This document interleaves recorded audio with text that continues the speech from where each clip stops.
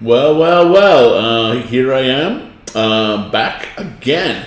And today I wanted to try something new.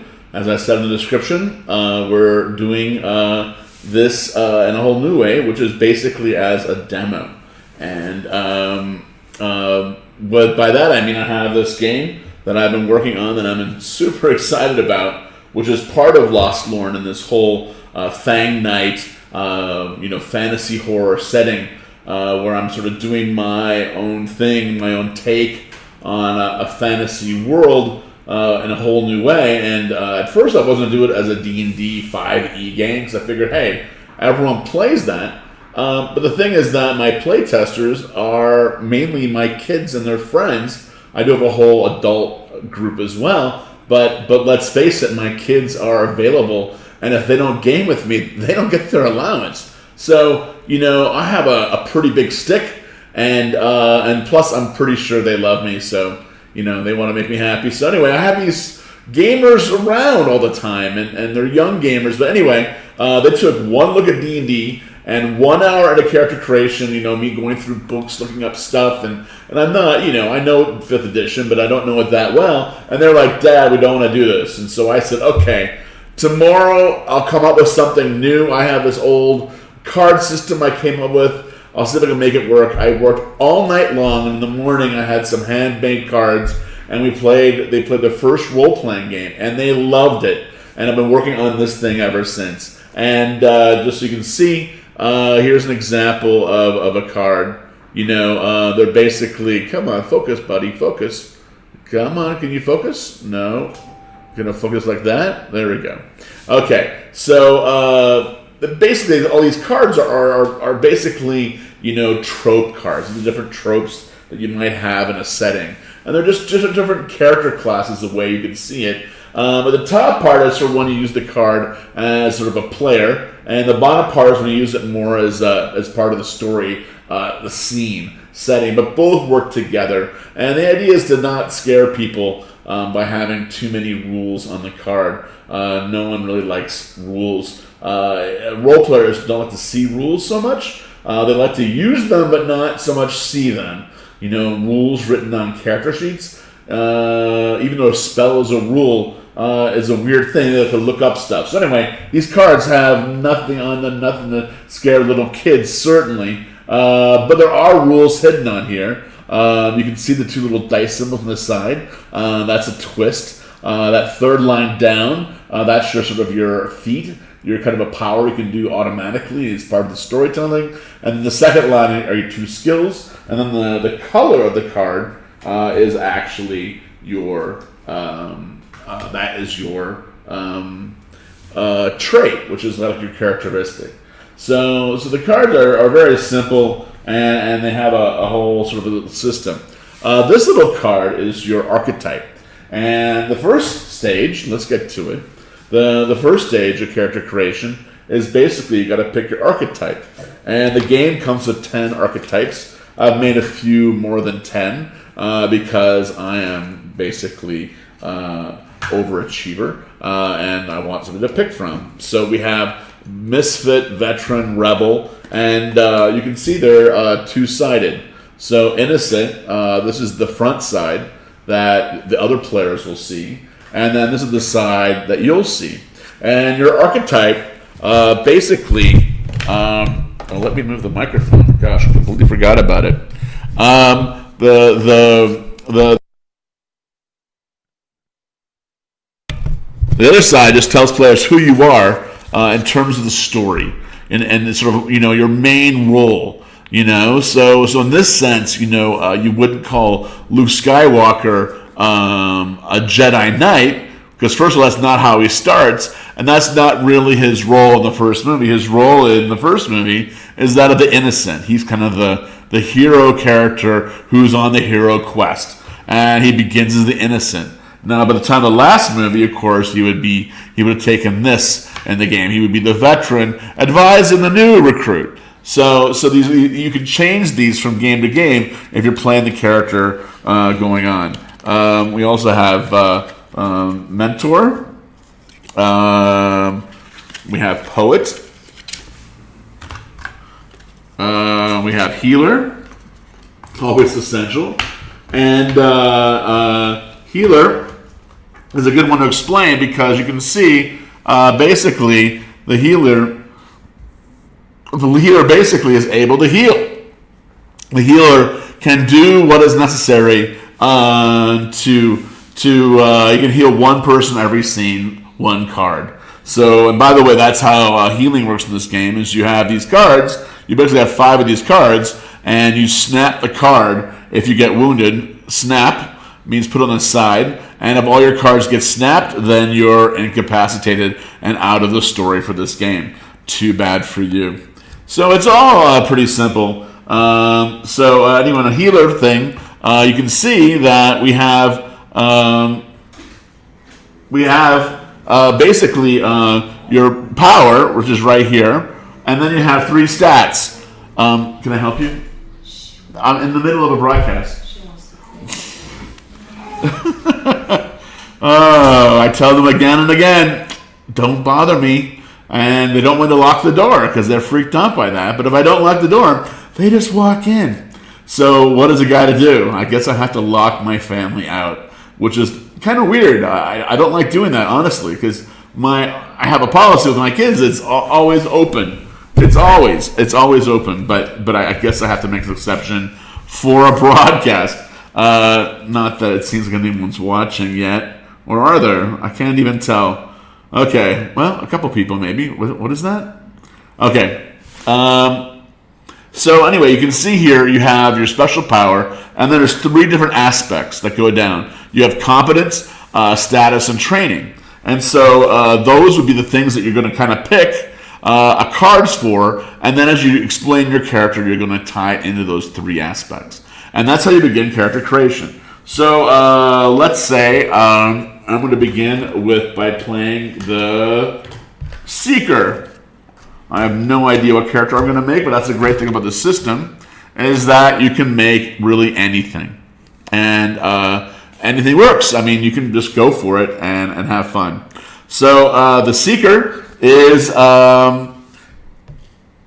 basically you start out by picking 3 cards of each color. So 1, 2, 3. See, it says red under Obsession. So you're going to pick 3 Mayhem cards. Oh, and by the way, the 5 traits, which I should explain, are social, which is basically your ability to talk to people and convince them of things. Mayhem, which is your ability to do violence and be violent, because one thing I've noticed is that a lot of very physical people are not capable of violence, and a lot of very violent people are actually, surprisingly, not that physical. I believe mayhem is its own thing. Mental, which is your ability to be smart, intelligence, and all that. Physical, running, jumping, climbing, leaping. And then finally, uncanny, which is basically your magic, spiritual power type stuff. Okay, so we did this. Then we have to do 3 uncanny. And then we're going to do 3 green, which is social.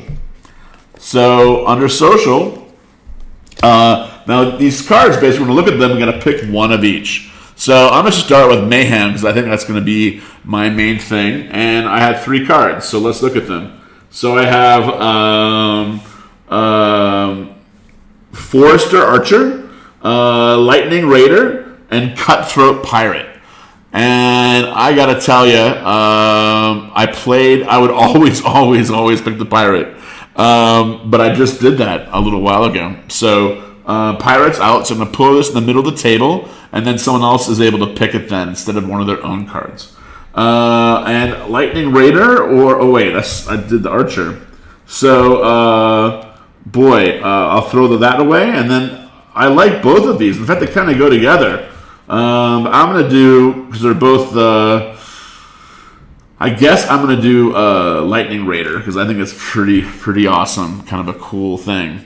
And then I have Uncanny, and so let's look at the cards here. Hexblade. I have been dying to play that card.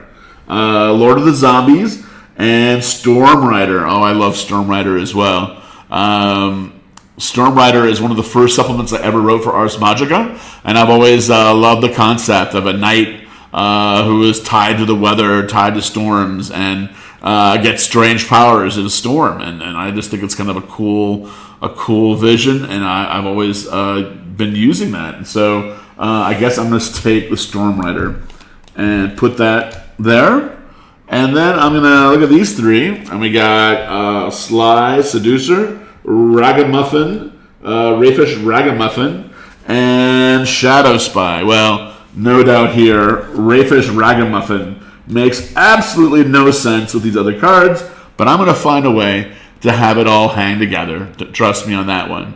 Now, I don't have to keep these under the places where they are. And in fact, I don't like any of these cards, or I can't really hold it together. I can throw one of these away, not throw it away, I can discard it in the middle of the table, and then one of the other cards can then come in its place. And I can rearrange here.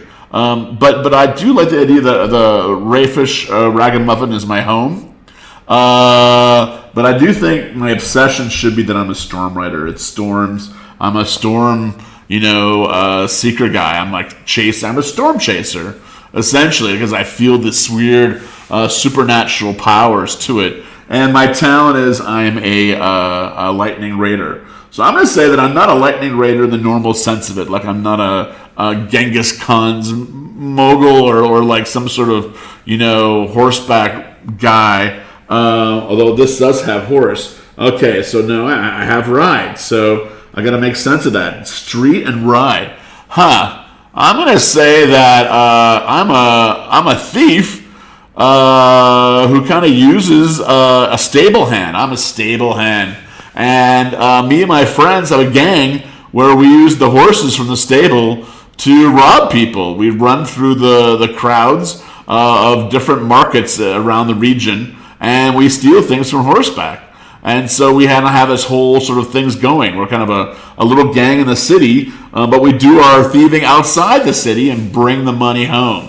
So we become this sort of these jaunty, well-dressed, if in tatters, raiders. Okay, so now there would be a whole set of basically people hanging out of the characters. Everyone have their character, and we'd explain it. So I would say I'm obsessed with Storm Rider, with storms. If there's a storm, I'm going to chase it. I'm going to follow it. Something weird happens when I do it. I don't quite know what's going on yet. I haven't figured out, but you can all tell there's a weird magic that goes around with me with wild weather. My talent is I'm really good at riding, and I'm really good at stealing from horseback. I love horses. I've been a stable hand all my life. It's what I love. And my home is the city and my gang of friends. So now I got to figure out what is going to be my relationship with the person to my left and right. Like what is going to be what joins us together and makes us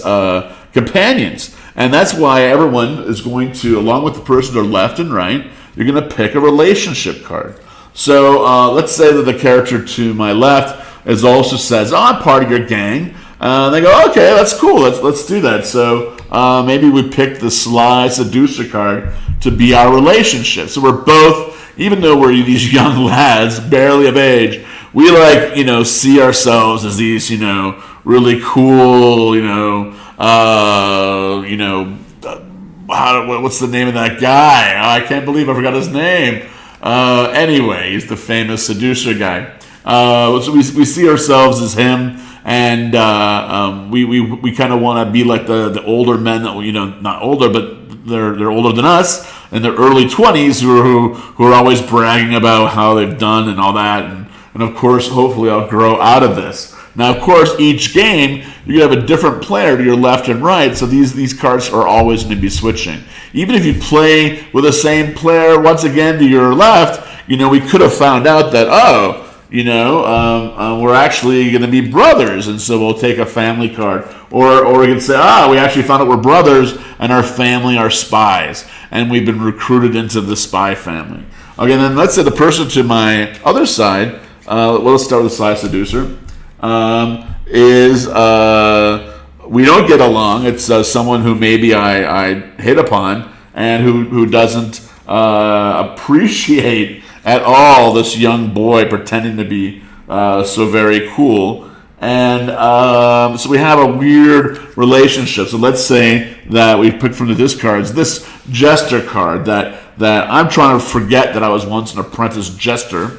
And she's very happy being in training as an apprentice jester. And I'm refusing to admit that I ever did anything like that at all. And she likes to make fun of me. But it's our connection. We have a love-hate relationship. And I certainly resent that she's a few years older than me and thinks she knows it all, because I think I know it all, like all boys who are 16, in my opinion. And many girls as well. I don't think it's a sex thing. It's a young people thing. People who are younger tend to think they're already grown up, when in fact you're not grown up until you're my age. Just remember that, folks. So anyway, this is the character. So everyone goes around. You've got your 3 main cards, and then you got your 2 relationship cards, and that makes up your character. And then when you get wounded, you just snap your card. And you can even snap these relationship cards. And when they're all snapped, you're done. You're out.